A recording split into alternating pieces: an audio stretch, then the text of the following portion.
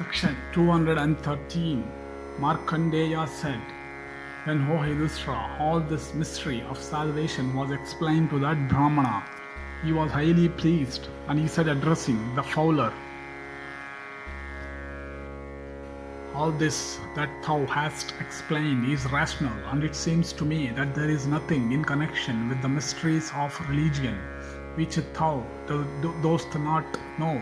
The fowler replied, O good and great Brahmana, thou shalt perceive with thine own eyes all the virtue that I lay claim to, and by reason of which I have attained this blissful state. Rise, worshipful sir, and quickly enter this inner apartment. O virtuous man, it is proper that thou shouldst see my father and my mother. Markandeya continued.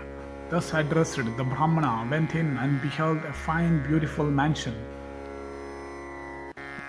It was a magnificent house divided in 4 suites of rooms, admired by gods and looking like one of their palaces. It was also furnished with seats and beds, and redolent of excellent perfumes. His revered parents, clad in white robes, having finished their meals, were seated at ease. The fowler, beholding them, prostrated himself before them with his head at their feet. His aged parents then addressed him thus, Rise, O man of pity, rise, may righteousness shield thee. We are much pleased with thee for thy pity. Mayst thou be blessed with a long life, and with knowledge, high intelligence, and fulfillment of thy desires. Thou art a good and beautiful son, for we are constantly and reasonably looked after by thee, and even amongst the celestials thou hast not another divinity to worship. By constantly subduing thyself, thou hast become endowed with the self-restraining power of Brahmanas, and all thy grandsires and ancestors are constantly pleased with thee for thy self-restraining virtues, and for thy pity towards us.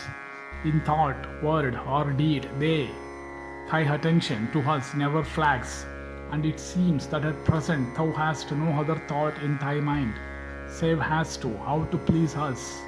As Rama, the son of Jamadagni, labored to please his aged parents, so hast thou, O son, done to please us, and even more.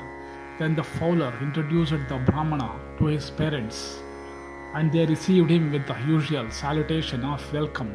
And the Brahmana, accepting their welcome, inquired if they, with their children and servants, were all right at home, and if they were always enjoying good health at that time of life.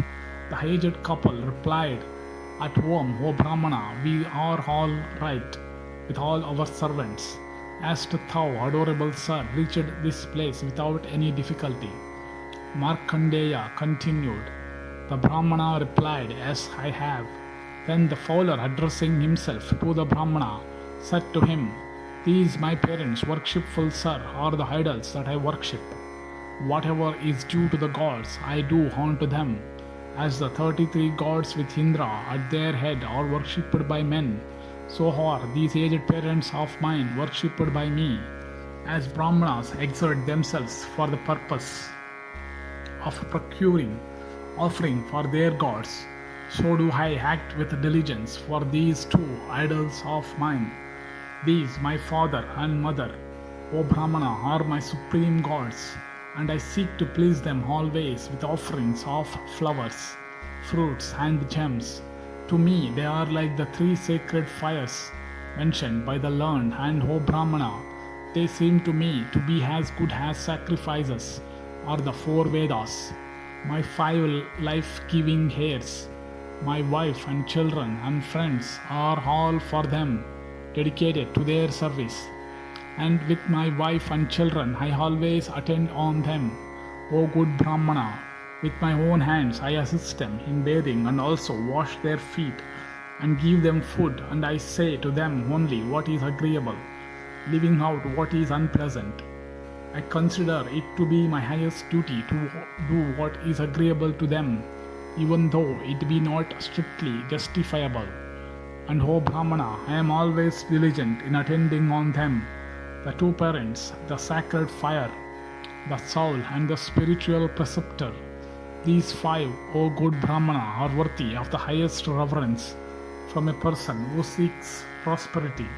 By serving them properly, one acquires the merit of perpetually keeping up the sacred fire, and it is the eternal and invariable duty of all the householders.